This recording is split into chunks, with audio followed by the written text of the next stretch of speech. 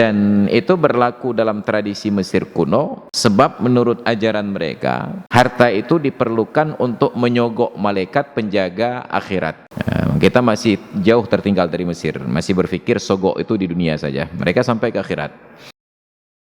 Aceh, sejak berlaku syariat Islam, kita menggenjot investasi. Sudah beberapa generasi gubernur berganti, kita fokus pada investasi. Sayangnya, pemimpin-pemimpin di Aceh sibuk mencari investor dari luar negeri.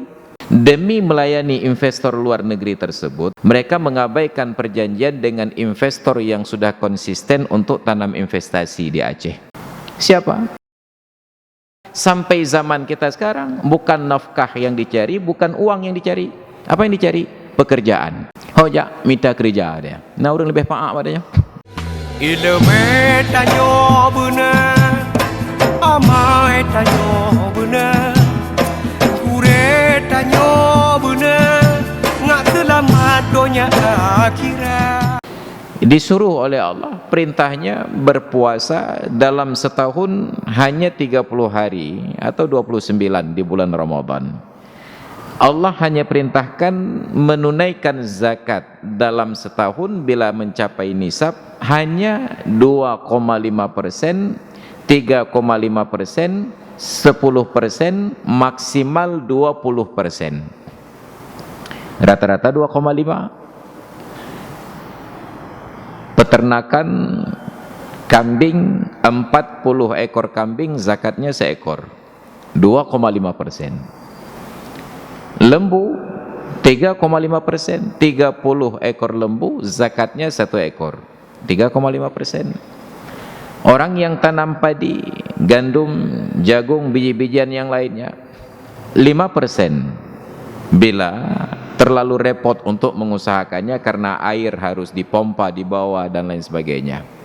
10% apabila sawah tak ada hujan, air hujan yang menyebabkan yang menjadi sumber airnya. 20% untuk zakat barang temuan, yaitu rikas, tanaman jahiliyah. Tanaman jahiliyah artinya ada kuburan-kuburan kuno sebelum zaman Islam. Ketika digali kuburan tersebut didapati harta perhiasan.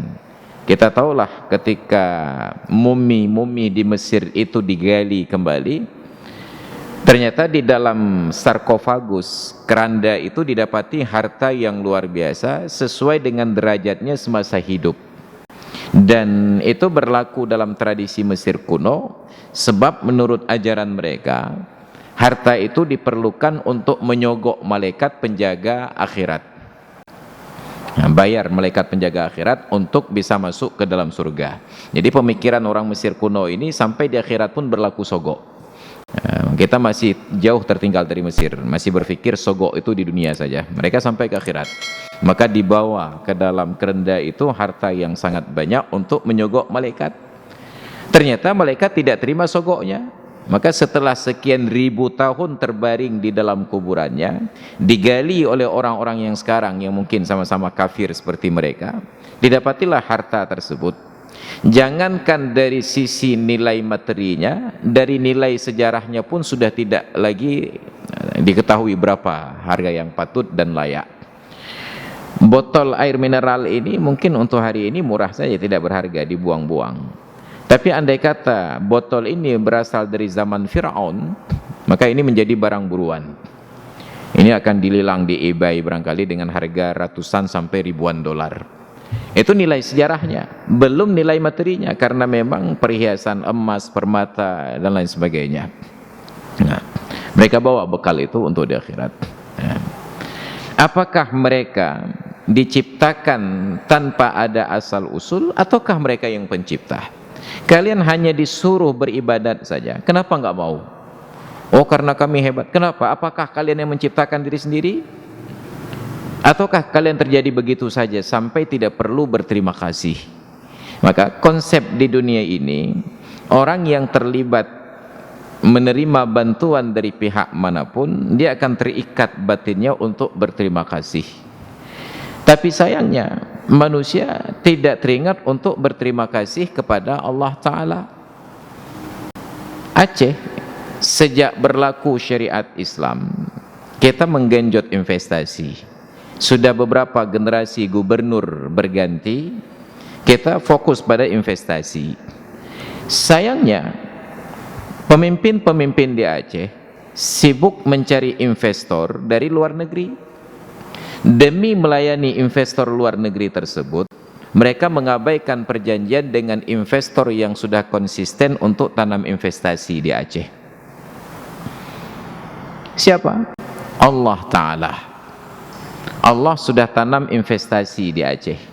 Kita sudah diberikan kenikmatan yang tidak pernah kita dapatkan di negeri yang lain di Indonesia ini. Coba tanyakan ke tamu-tamu yang berkunjung dari luar Aceh kemari. Mereka akan selalu terkagum-kagum dengan suasana Aceh yang walaupun COVID-nya konon sedang daerah rawan dan merah, kita masih santai di warung kopi. Enggak ada daerah lain sesantai Aceh ini. Orang lain sudah mulai demo-demo karena naik harga barang, tapi di Aceh kalaupun ada mahasiswa demo sebagai wujud toleransi saja karena mahasiswa lain sudah demo. Ini negeri yang paling diberkahi. Kita diberikan, ditanam investasi oleh Allah Ta'ala, tapi investasi Allah hanya minta syarat sedikit saja. Amar ma'ruf nahi mungkar, bukan menghapus kemungkaran. Jalankan prinsip amar ma'ruf nahi mungkar. Tapi apa yang terjadi? Para pemimpin Aceh sibuk menawarkan proposal ke luar negeri kepada hamba-hamba Allah yang miskin itu untuk berinvestasi di Aceh, walaupun syaratnya itu melanggar ketentuan dari investor awal dari Allah Ta'ala. Oke, kami akan berinvestasi di Aceh, tapi mohon di Aceh itu nanti orang perempuan yang bekerja di tempat kami jangan dipaksa pakai jilbab menutup aurat.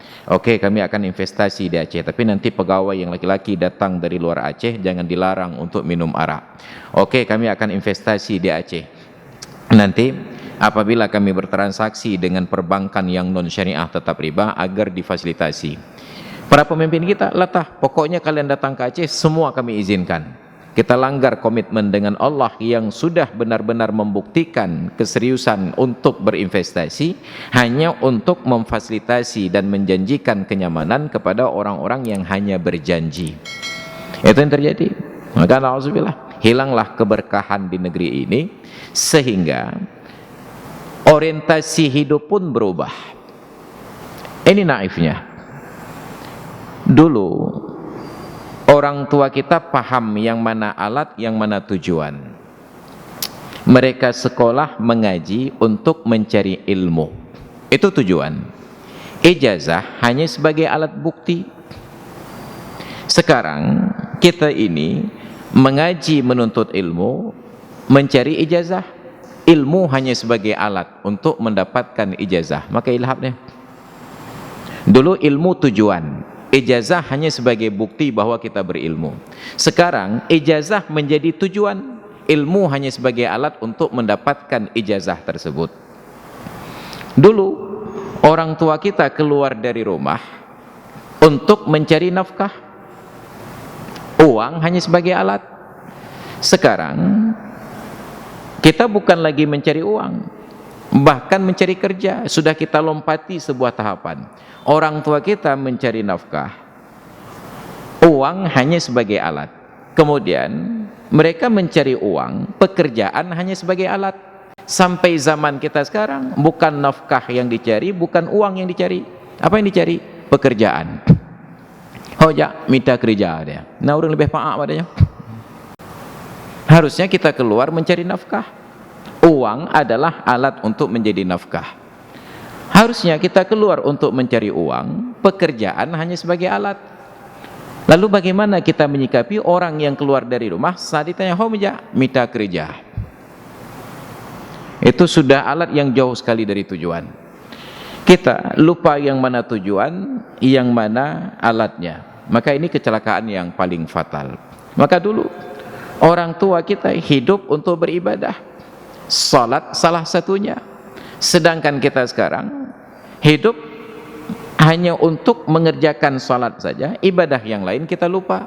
Padahal prinsip dasar dari ibadah itu bukan hanya tentang sholat, tapi sholat yang mengubah perilaku kita menjadi lebih baik. Sholat yang tanha anil fahsya yang wal mungkar, yang mencegah mereka dari perbuatan keji dan perbuatan mungkar. Maka nauzubillah, jadi batas logika kita itu benar-benar ditantang untuk dikurangi. Itu wujud-wujud. Ile tanyo bener, amai tanyo bener.